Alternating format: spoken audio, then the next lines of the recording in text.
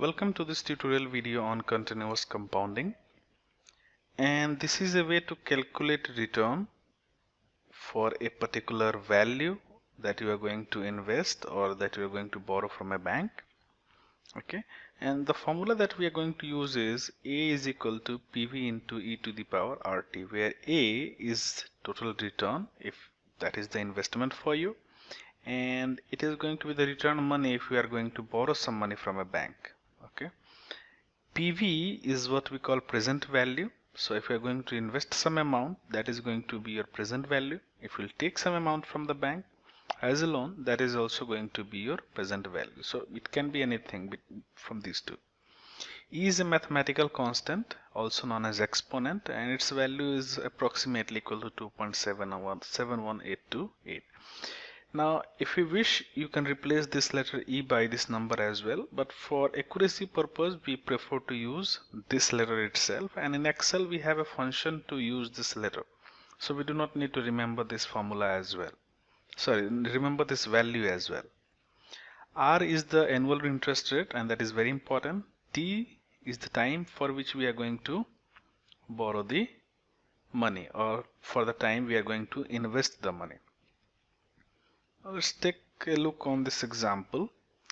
Let us say we are going to borrow 20,000 for 5 years at an annual interest rate of 10% from a bank, and we are interested to know how much we will be end up paying to the bank after 5 years, provided the bank is compounding the interest continuously.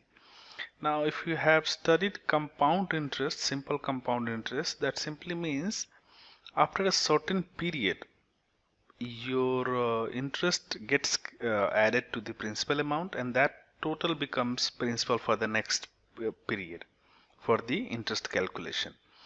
Now it can be semi-annual. So in case it is semi-annual compounding, that simply means after every 6 years your interest will be added to the principal amount. If it is a annually compounding interest, then after 12 months or after 1 year, the interest will be added to the principal amount. What happens in case of continuously compounding interest is that we assume that your interest is being compounded continuously after a small period of time.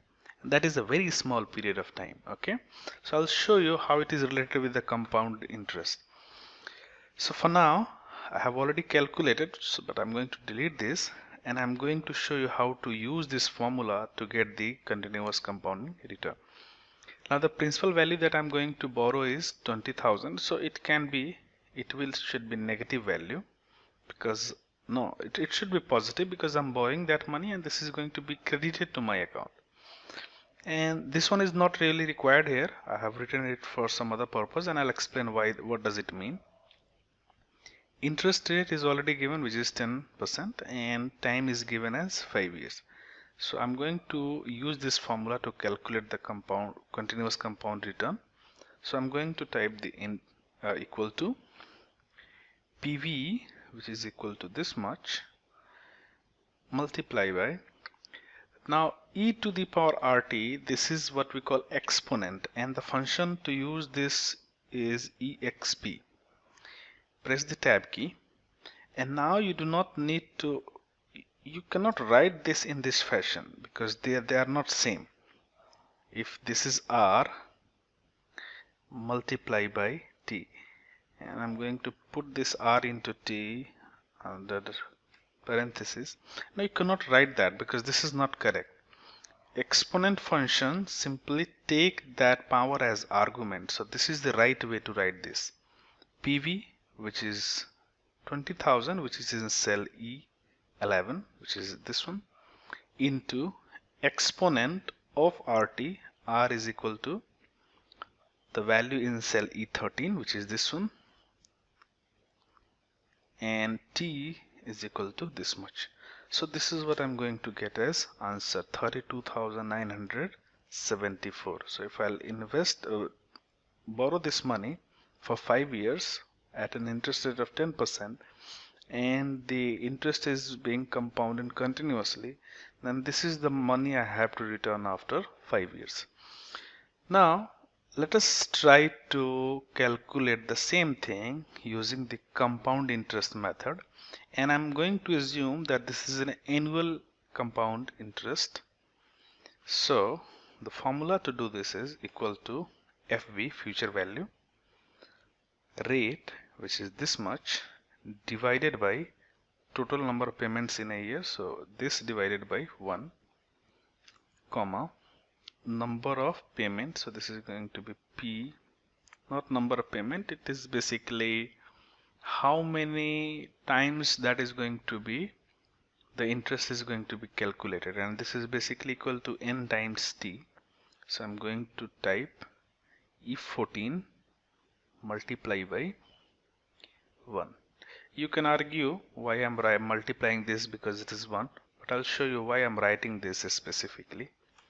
Comma, payment, I'm not making any payment between these within these 5 years, so I'm going to write that 0, and present value is 20,000, and I'm going to close the parenthesis and I'll hit the enter key, and you can see it is a negative value because whenever you use the FV function, it is going to give the number in opposite direction to this one. So if this is a positive, this is going to be negative. Present value is positive, that means we are borrowing, so return is going to be the negative, that means you have to pay this, and that really makes sense. But if you are looking for the you can say consistency between these two, all you have to do is either multiply this one by minus or multiply this one by minus. So I'm going to multiply this one by minus, that will make more sense, because if I'm borrowing, that means this I have to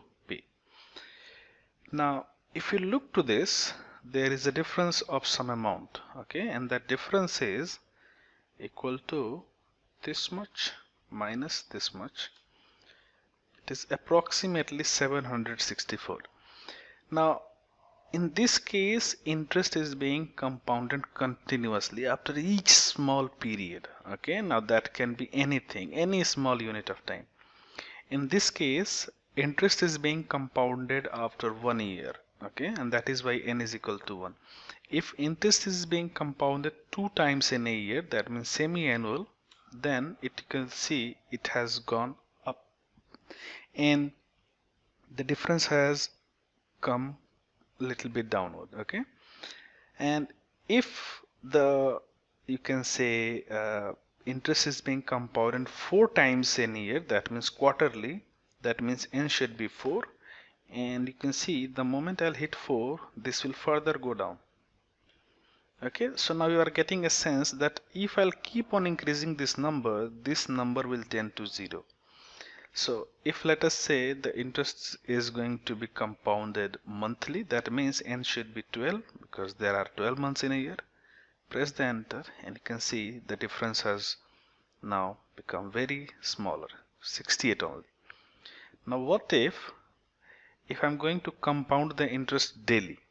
So instead of this 12 month, I can simply write 365 days.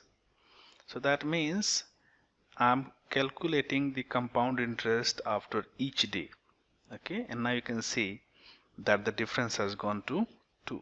So you can see as I'm keeping the period smaller, you can see I'm going closer to the continuous compounding value. Now if I'll multiply this by 24, that means I'm going to say that keep calculating my interest after every 1 hour, then see what will happen. You can see now these values are quite closer and the difference is only 0.09.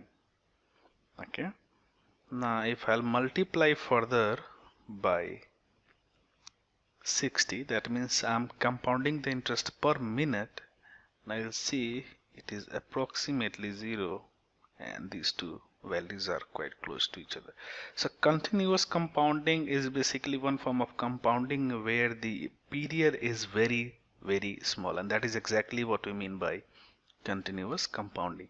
You can see in this case I am calculating the interest after each minute, because 1 year has 365 days, each day has 24 hours, and each hour has 60 minutes. So if I'll keep calculating compound interest after every minute, you can see this value is quite close to the continuous compounding value. So now you get a sense that continuous compounding is one form of compounding interest where the period is very small and finite. Okay, I hope this make your doubt clear. If you have certain query, feel free to post your query. I'll get back to you as soon as possible. And if you do end up liking the content, feel free to subscribe to the channel. Have a nice day.